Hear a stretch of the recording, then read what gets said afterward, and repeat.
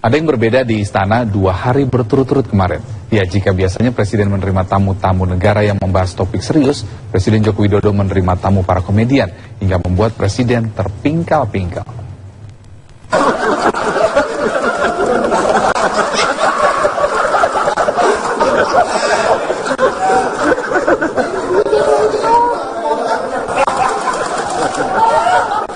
Tidak setiap hari kita melihat Presiden Joko Widodo tertawa terpingkal-pingkal seperti ini. Inilah yang terjadi di Istana Negara beberapa hari terakhir. Rabu 16 Desember lalu, Presiden mengundang makan malam sejumlah komedian. Acara makan malam itu berlangsung santai.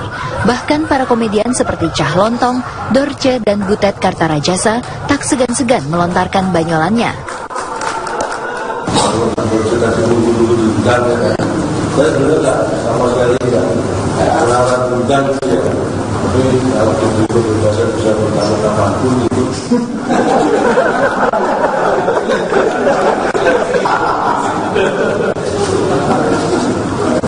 Membuat rasa aman, rasa tentram para komedian pasti masih punya lawan kerjaan. Meskipun kita kalah lucu sama mahkamah kehormatan.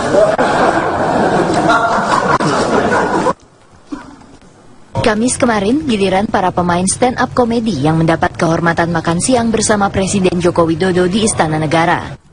Dialog santai bergulir dalam acara makan siang itu. Bahkan Presiden menginisiasi digelarnya Piala Presiden untuk para pemain stand-up komedi. Ada satu hal yang menggembirakan buat kita, bahwa Presiden bersedia nanti membuat Piala Presiden stand-up komedi. Piala Presiden 2016 belum, nanti kita rencanakan dulu. Nanti kita rencanakan dulu, baru nanti kita ajukan pada. Hadiahnya buat saya kos ya. Kita juga harus menunjukkan profesionalisme kita. Betul. Di sela-sela rutinitas yang bisa jadi membuat penat, lawak memang menjadi hiburan tersendiri. Tak terkecuali bagi seorang presiden. Dari Jakarta, tim TV One mengabarkan.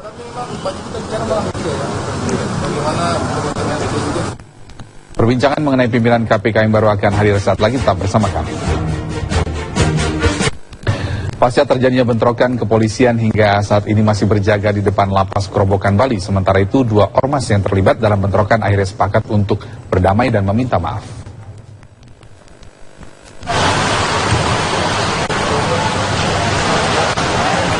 Pasca bentrokan antar 2 organisasi masyarakat di Lapas Kerobokan Bali, kondisi keamanan masih memanas. Untuk mengantisipasi kondisi keamanan, polisi masih melakukan penjagaan di Lapas Kerobokan. Sebelumnya polisi juga melakukan penyisiran di berbagai titik pos ormas untuk mengantisipasi bentrok susulan. Dalam bentrokan kemarin, 4 orang tewas dan sejumlah lainnya terluka. Bentrokan terjadi antara napi Blok C dan Blok D yang ditenggarai merupakan anggota 2 ormas di Bali. Bentrokan juga terjadi di luar lapas dan meluas hingga ke Jalan Teguh Umar, Denpasar. Polisi masih menyelidiki provokator dalam bentrokan yang mengganggu aktivitas warga tersebut. Sementara itu, tokoh 2 ormas pelaku bentrokan akhirnya sepakat untuk berdamai. Kesepakatan damai itu dilakukan di hadapan Muspida Bali. Selain berdamai, mereka juga berjanji akan menyerahkan para pelaku bentrokan serta menyerahkan senjata tajam milik mereka.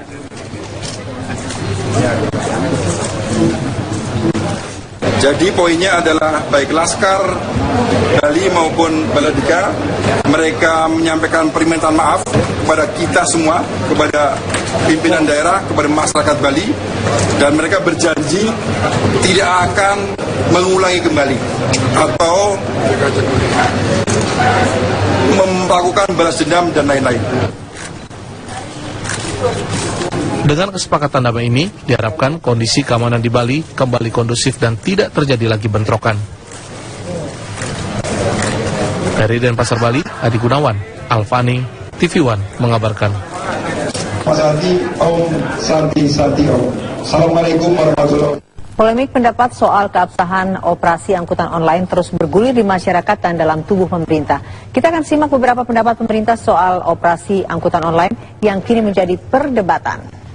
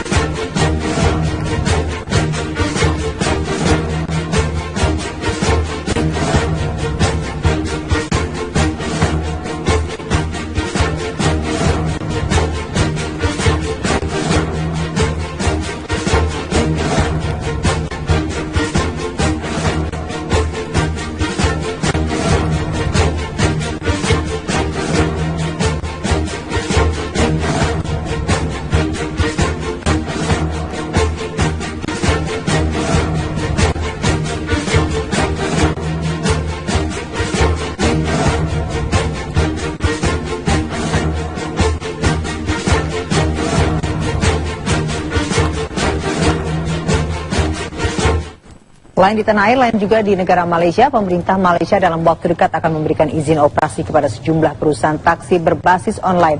Salah satu alasannya adalah jasa taksi ini diminati oleh 76% warga Malaysia.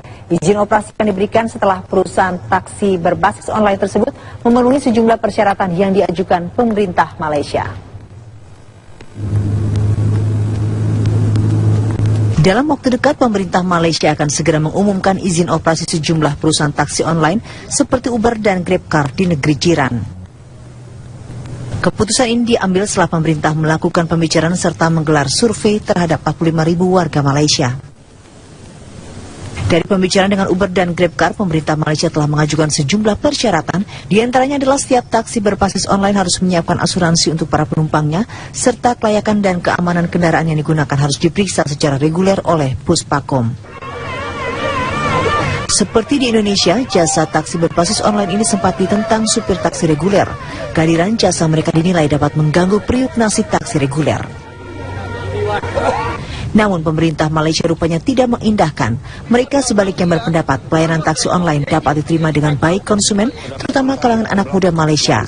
Apalagi 86% responden survei berpendapat taksi reguler kerap menetapkan tarif di atas harga normal, atau dengan kata lain pelayanan taksi reguler dinilai sangat buruk. Dari Kuala Lumpur, Dodi Kusmayadi, Dimas Purnomo, TV One mengabarkan. Kereta disita, pemandu hubur ditangkap dan kereta disita. Kita beralih ke kabar lainnya. Pasca pengunduran diri Setia Novanto dari pelaksana tugas Ketua DPR, Fadlizon menyatakan bahwa pimpinan DPR sudah menerima surat dari fraksi Golkar. Fraksi Golkar telah menunjuk Ade Komarudin untuk menggantikan Setia Novanto sebagai Ketua DPR. Kepada saudara Ade Komarudin sehingga kepemimpinannya nanti betul-betul tercermin. Dari beberapa nama yang sempat disebut oleh Sekjen Partai Golkar, Idrus Marham, fraksi Golkar akhirnya menunjuk ketuanya di DPR, Ade Komarudin, untuk menggantikan Setia Novanto yang telah mengundurkan diri. Ada satu surat lagi yang ditandatangani. Kita melakukan sesuai mekanisme yang berlaku dari Rapim, dan menurut undang-undang kemudian Rapim menentukan pelaksana tugas. Oleh kawan-kawan saya diminta untuk menjadi pelaksana tugas Ketua DPR. Kemudian kita menyurati kepada pimpinan fraksi dari Pak Setia Novanto, yaitu dari fraksi Golkar, dan kami juga sudah mendapatkan suratnya. Tinggal nanti kita mungkin karena ini masa sidang yang sangat pendek ya, hari ini akan ditutup, pelantikannya sendiri mungkin akan pada awal masa sidang yang akan datang gitu. Pelantikan untuk ketua baru. Ada suratnya, udah ada suratnya belum dari fraksi dari DPP Golkar nama-nama itu? Sudah ada. DPP belum. Dari fraksi, maaf. Dari fraksi udah ada nama-namanya belum? Dari fraksi nama yang disampaikan adalah Bapak Ade Komarudin. Polisi terus mengusut kasus postingan foto presiden dan artis Nikita Mirzani. Polisi menemukan adanya pelanggaran pornografi serta Undang-Undang Informasi dan Transaksi Elektronik.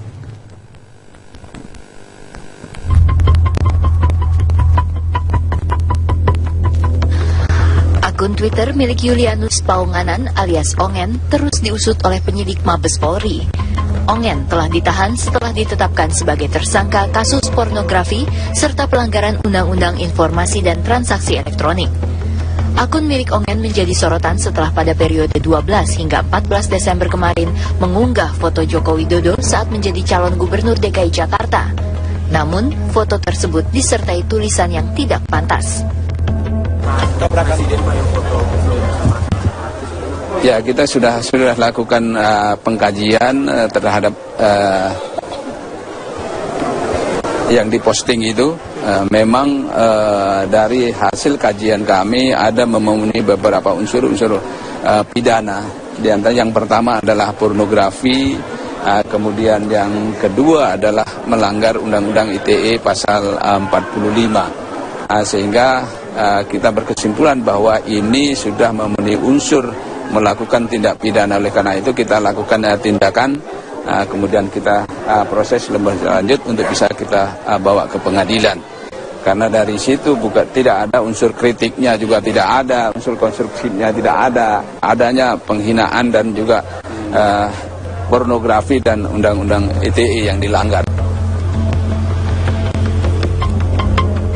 Sementara itu, rumah Julianus Paonganan di kawasan Pejaten, Jakarta Selatan, lengang. Tak terlihat aktivitas di depan rumah Ongen yang ditangkap pada hari Kamis lalu. Dari Jakarta, tim TV One mengabarkan.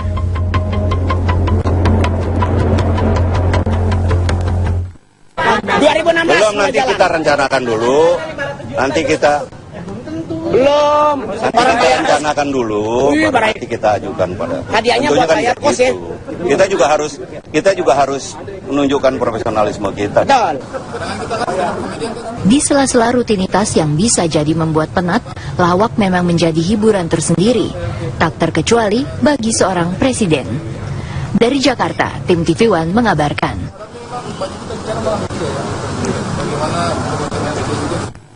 Perbincangan mengenai pimpinan KPK yang baru akan hadir saat lagi, tetap bersama kami. Pasca terjadinya bentrokan, kepolisian hingga saat ini masih berjaga di depan lapas Kerobokan, Bali. Sementara itu, 2 ormas yang terlibat dalam bentrokan akhirnya sepakat untuk berdamai dan meminta maaf.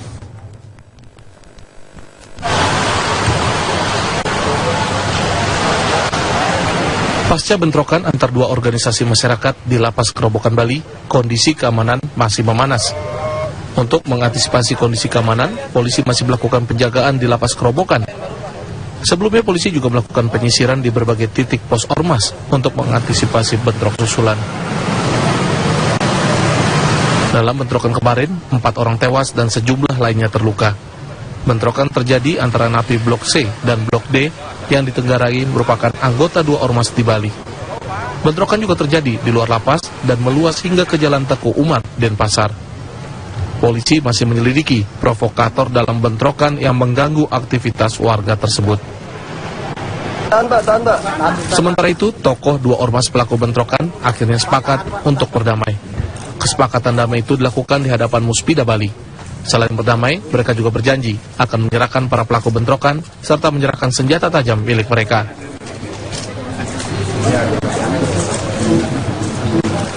Jadi poinnya adalah sempat disebut oleh Sekjen Partai Golkar Idrus Marham, fraksi Golkar akhirnya menunjuk ketuanya di DPR, Ade Komarudin, untuk menggantikan Setia Novanto yang telah mengundurkan diri. Ada 1 surat lagi yang ditandatangani. Kita melakukan sesuai mekanisme yang berlaku dari Rapim, dan menurut undang-undang kemudian Rapim menentukan pelaksana tugas. Oleh kawan-kawan saya diminta untuk menjadi pelaksana tugas Ketua DPR. Kemudian kita menyurati kepada pimpinan fraksi dari Pak Setia Novanto, yaitu dari fraksi Golkar, dan kami juga sudah mendapatkan suratnya. Tinggal nanti kita mungkin karena ini masa sidang yang sangat pendek ya, hari ini akan ditutup, pelantikannya sendiri mungkin akan pada awal masa sidang yang akan datang gitu. Pelantikan untuk ketua baru. Ada suratnya, udah ada suratnya belum dari fraksi dari DPP Golkar nama-nama itu? Sudah ada. DPP belum. Dari fraksi, maaf. Dari fraksi ada nama-namanya belum? Dari fraksi, nama yang disampaikan adalah Bapak Ade Komarudin. Polisi terus mengusut kasus postingan foto presiden dan artis Nikita Mirzani. Polisi menemukan adanya pelanggaran pornografi serta Undang-Undang Informasi dan Transaksi Elektronik.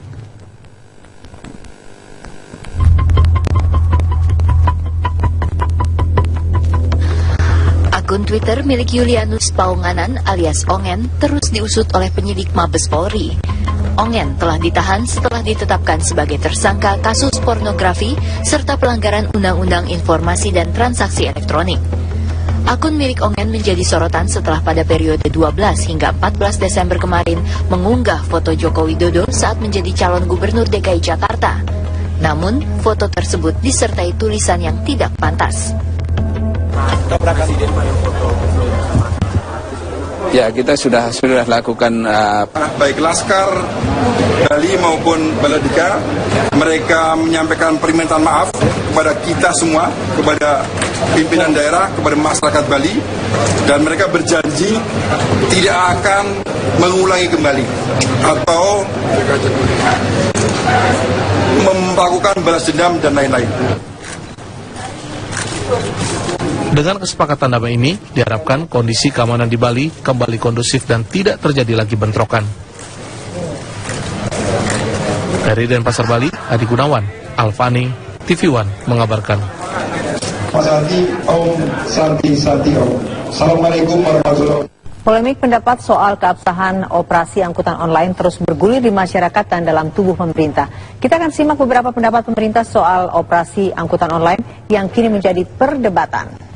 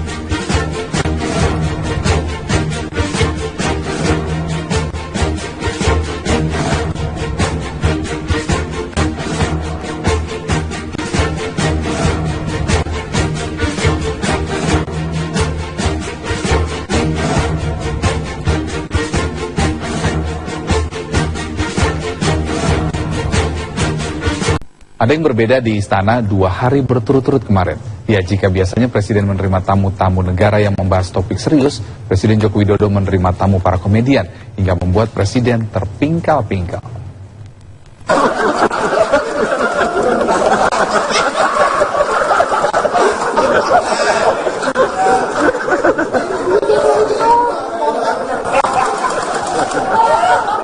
Tidak setiap hari kita melihat Presiden Joko Widodo tertawa terpingkal-pingkal seperti ini.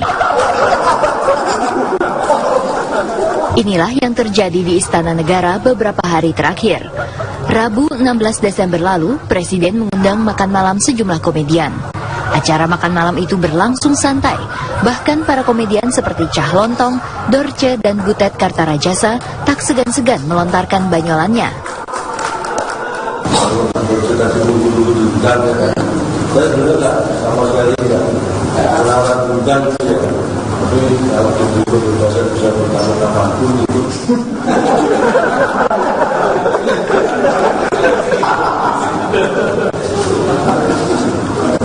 Membuat rasa aman, rasa tentram para komedian pasti punya lawan kerjaan.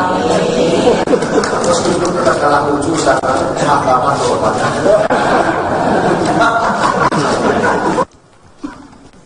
Kamis kemarin, giliran para pemain stand-up komedi yang mendapat kehormatan makan siang bersama Presiden Joko Widodo di Istana Negara. Dialog santai bergulir dalam acara makan siang itu. Bahkan Presiden menginisiasi digelarnya Piala Presiden untuk para pemain stand-up komedi. Ada satu hal yang mengembirakan buat kita, bahwa Presiden bersedia nanti membuat Piala Presiden. Stand-up Presiden. Piala Presiden. Selain di tanah air, lain juga di negara Malaysia, pemerintah Malaysia dalam waktu dekat akan memberikan izin operasi kepada sejumlah perusahaan taksi berbasis online.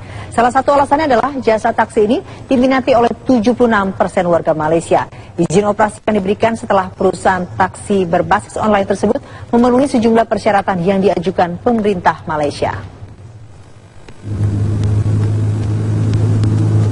Dalam waktu dekat, pemerintah Malaysia akan segera mengumumkan izin operasi sejumlah perusahaan taksi online seperti Uber dan GrabCar di negeri jiran.